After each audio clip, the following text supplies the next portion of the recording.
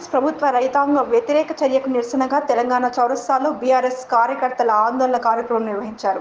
ఈ కార్యక్రమంలో గ్రంథాలయ సంస్థ మాజీ చైర్మన్ రాజేశ్వర్ గౌడ్, ముడా మాజీ చైర్మన్ వెంకన్న, మున్సిపల్ మాజీ chairman Narasimhulu, DCCB chairman Venkataiah, పట్టణ అధ్యక్షులు శివరాజ్ మాట్లాడుతూ ముఖ్యమంత్రి రేవంత్ రెడ్డి అధికారంలోకి రాకముందు ఒక మాట, వచ్చిన తర్వాత ఒక మాట మాట్లాడుతున్నారని అన్నారు.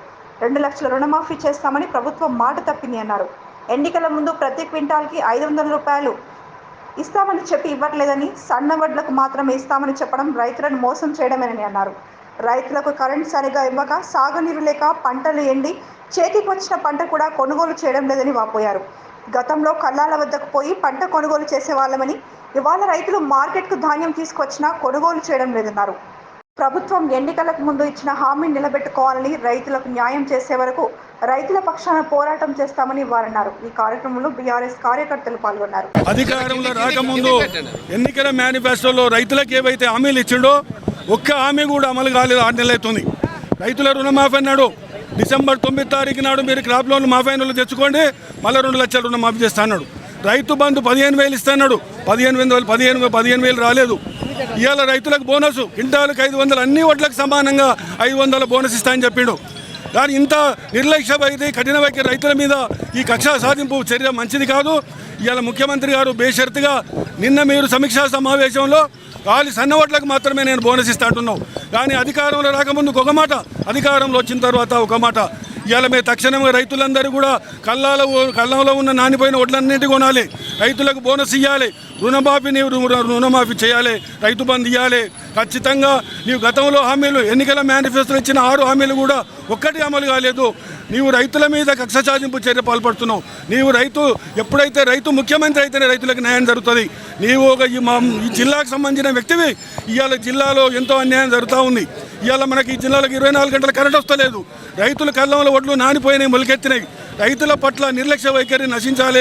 ఖచ్చితంగా రేవంత్ రెడ్డి నిరంకుశ పాలనను విరమించుకొని రైతులకు అన్ని వడ్లకు సమానంగా క్వింటాలకు 500 బోనస్ ఇవ్వాలి, రుణమాఫీ చేయాలి, రైతు బంధు ఇవ్వాలని చెప్పి నేను డిమాండ్ చేస్తాం. రైతు ధర్నా సందర్భంగా మీతో మనవి చేస్తూ, ముఖ్యంగా రాష్ట్రంలో రేవంత్ రెడ్డి గారు ముఖ్యమంత్రి అయినప్పటి నుంచి కూడా రైతుల పక్షపాతిగా వ్యవహరిస్తున్నారు. రైతుల మీద కక్ష సాధింపు చేస్తున్నాడు. మరి ఆయన ముఖ్యమంత్రి అయిందే రైతుల మీద కక్ష సాధింపు చేయడానికి కూడా చాలా వెనకాడకుండా నిన్ననే చెప్పిండు, సన్నోట్లకు మాత్రమే బోనస్ ఇస్తామా, దొడ్లోళ్ళకి అని అంటున్నాడు. గతంలో ఏం చెప్పిండు, ప్రతి ఒడ్లకు కూడా 500 రూపాయలు బోనస్ ఇస్తున్నాడు. అది లేదు. ఇప్పుడు కూడా టీఆర్ఎస్ ప్రభుత్వం గతంలో ప్రతి సెంటర్లో 3-4 కాంటలు పెట్టి ఒడ్లు తీసుకుంటుంటే, ఈనాడు కూడా గ్రామీణ ప్రాంతాల్లో ఒడ్ల కుప్పలు అట్లనే ఉన్నాయి, వానలకు నానిపోతున్నాయి. రైతులు దొడ్డోర్లు సన్నోర్లు కాదు, మొత్తం కూడా కుప్పలుగా పోసుకున్నారు. కొనే నాతుడు లేడు. మార్కెట్కి తెస్తే పోయినసారి సన్నోట్లు 3,500 దాకా రేటు పోతే ఈసారి సన్నోట్లు 2,000, 2,100 తీసుకుంటున్నారు. అంటే అది రైతులను మోసం చేసినట్టు కదా. ప్రభుత్వం ఒకసారి రైతులందరూ ఆలోచన చేసుకోవాలి. కేసీఆర్ గారు ఉన్నప్పుడు రైతులను కనురెప్పలాగా కాపాడుకుంటే, రేవంత్ రెడ్డి గారు వచ్చిన తర్వాత రైతుల మీద కక్ష సాధించుకుంటూ కరెంటు సక్క లేదు, నీళ్లు సక్క లేవు, పండిన ధాన్యాన్ని కూడా సమంగా కొనే పరిస్థితి లేదు. మరి బోనస్ లేదు, రైతు బంధు లేదు, రుణమాఫీ లేదు. మరి ఈయన ఎందుకైనట్టు ముఖ్యమంత్రిగా రైతుల మీద కక్ష సాధింపు చేయడానికి ముఖ్యమంత్రి ఎవడు కూడా రైతులను ఇబ్బంది పెట్టినప్పుడు చాలా రోజులు నెగలేడు. ఈయనకు 3కు వచ్చింది, 1-2 నెలల్లో కాలం తప్ప అంతకన్నా ఎక్కువ గడువు చేయలేడు. ఎందుకంటే ఆయనకు మించుకొచ్చింది కాబట్టి రైతుల మీద బల్లం లేపి దిగిపోయే తరుణంలో ఉన్నాడు కాబట్టి నేను ఏది ఏనని చేతులు ఎత్తేసిపోతే మాత్రం రైతులు తిప్పులాడి కొట్టే పరిస్థితి ఉంది. నేను ఉమ్మడి మామనార్ జిల్లా అంటాడు. ఉమ్మడి మామనార్ జిల్లాకైనా ఉరగబెట్టింది ఏముంది? ఉమ్మడి మామనార్ జిల్లా రైతులకైనా చేసింది ఏముంది? ఒక్కసారి మీరు మామనార్కు తెలంగాణ చౌరకు చెప్తే బాగుంటుంది. దయచేసి మామనార్ జిల్లా చెప్పుకోవడానికి మాకు సిగ్గుగా ఉంది.